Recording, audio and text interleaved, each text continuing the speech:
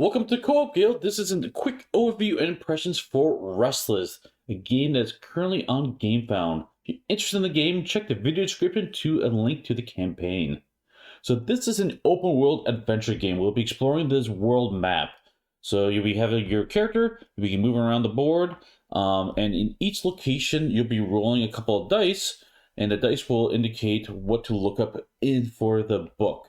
This book is kind of the main source of the game. So based on what you roll, you turn to that page based on the region and have an adventure. It could be combat, could be just honestly random events that come up in here. This is the meat and potatoes of the game.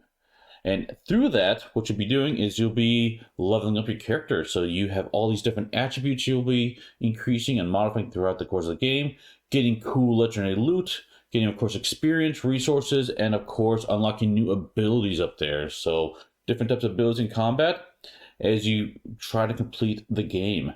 The game does last until this track down here reaches the end of it, in which case at some point you'll have a boss popping out. So the boss will pop out and everyone will work together to defeat the boss.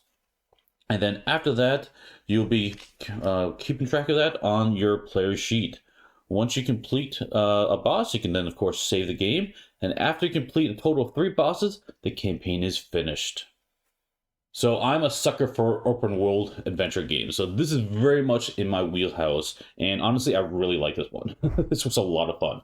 So, and a couple things that stand out to me, the fact that it's just a very clean presentation in the game, in the sense that, like, oh yeah, the turn structure is very obvious. You roll a die, you move the boss timer basically forward, and then you can kind of go explore, go wherever you want. But also keep track of, like, hey, you're not going to run to a spot where you're going to run into issues while being leveled up enough.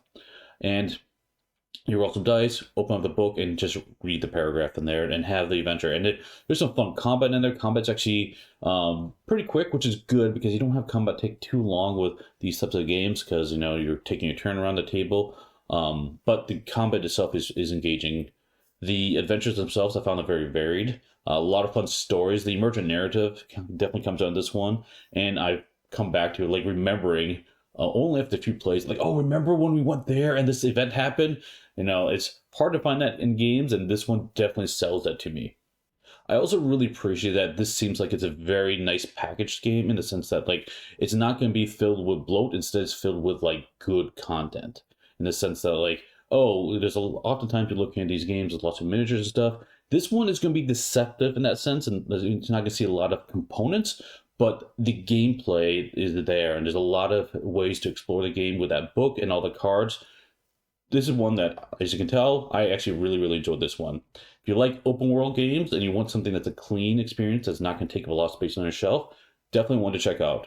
If you want to know more about this game, if you have any questions for me, just drop them in the comments in the video section below. I'll do my best to answer them. And thanks everyone for watching. I'll see you next time at the guild. Bye-bye.